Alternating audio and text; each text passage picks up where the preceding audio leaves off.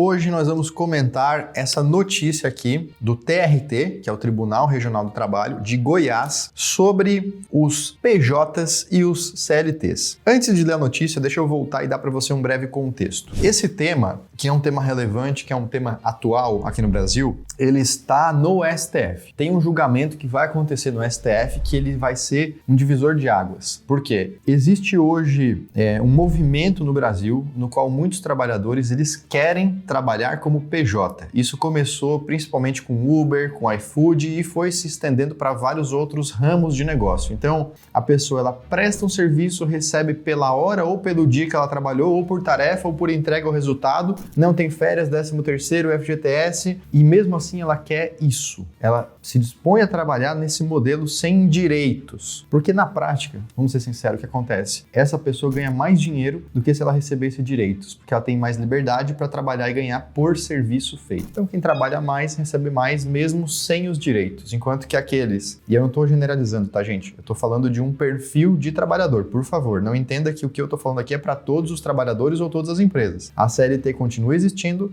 ela é o modelo obrigatório e até o melhor para alguns ramos de negócio e para algumas profissões, mas não para todas. Então para aqueles que querem mais liberdade, produzir mais, gerar mais e não ligam tanto para direitos e querem mais dinheiro no bolso imediato, esse modelo PJ atende mais. Só que a grande questão jurídica é, esse trabalho PJ, ele não deveria ser obrigatoriamente CLT também? O que divide um PJ de um CLT? Sobre isso tem vídeos aqui no canal, você pode assistir à vontade. Já expliquei muito bem qual é a diferença entre esses dois pontos aqui, mas o X da questão que vai nos trazer para a notícia é, o STF vai julgar um processo em que ele vai delimitar exata e especificamente o que é o PJ, o que é o CLT e onde deve ser obrigatório o pagamento de todos os direitos da CLT, onde não tem obrigação de pagar os direitos da CLT. Então tudo indica que nós vamos ter dois modelos de trabalho hoje existentes, legalizados e com características completamente diferentes. É isso que o STF está julgando. Enquanto esse julgamento do STF não acontece, porque lá as coisas normalmente demoram, houve uma ordem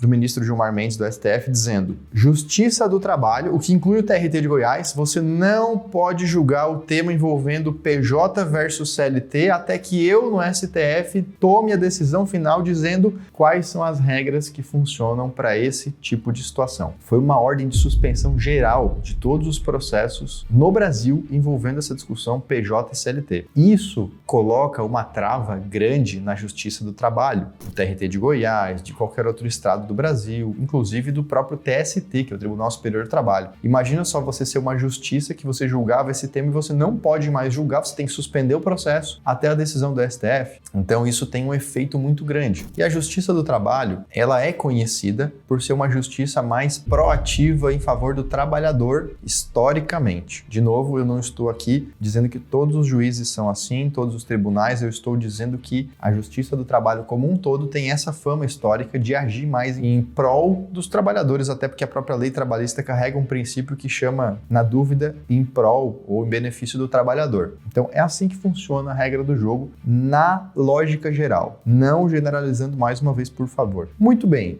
Então a Justiça do Trabalho fica insatisfeita com essa decisão do STF. E o TRT de Goiás dá uma decisão envolvendo o PJ e CLT e diz o que na notícia? Nós não somos obrigados a não julgar esse tema. Quando tiver esse detalhe aqui envolvendo no processo, nós podemos sim julgar e os outros casos, aí sim nós não vamos julgar e vamos respeitar a decisão do STF. Isso é, de certa forma, uma afronta à decisão do STF e é um caso que cabe possivelmente, eu não posso falar como advogado do processo, mas só vendo as notícias, é um caso que possivelmente cabe recurso. Recurso esse que pode ir até o STF e o STF pode mandar suspender essa decisão do TRT de Goiás. Então, o tema é complexo e essa situação virou notícia justamente porque o que mais vira notícia é a exceção, não é a regra. De regra, quase todos os processos envolvendo essa discussão PJ e CLT estão suspensos no Brasil por conta da ordem do STF. Mas depois da regra sempre tem alguma exceção. Essa notícia é uma das exceções e por isso que vira notícia. Então o TRT julgou de fato um tema, até porque os advogados no Brasil, eu sou advogado também, conheço muitos advogados, eles não ficam parados, eles fazem recursos, eles tentam. Então, quando o STF deu essa decisão, o advogado trabalhador não gostou. Ele pediu para o juiz julgar, o juiz não julgou. Ele recorreu para o TRT, O TRT disse, eu vou julgar. Agora o advogado da empresa pode recorrer para o TST e depois para o STF e dizer, não deveria julgar. E pode ser que o TST e o STF diga, não deveria julgar. Tudo isso é só para ver se vai ser julgado. Você consegue imaginar, pela demora dos processos, pela imensidão dos recursos, como custa dinheiro movimentar processo na justiça? Nesse dinheiro, parte o trabalhador movimenta, quase todos os trabalhadores têm o acesso gratuito à justiça. Quer dizer, o trabalhador não paga. Então, se o trabalhador não paga, quem é que paga? O governo. E quem é que paga as contas do governo? A população em geral com seus impostos. Por outro lado, nós temos também a empresa envolvida no processo. Essa não ganha acesso gratuito à justiça. Essa tem que pagar para se defender, tem que pagar as custas do processo, tem que pagar perícia quando tem que pagar para recorrer.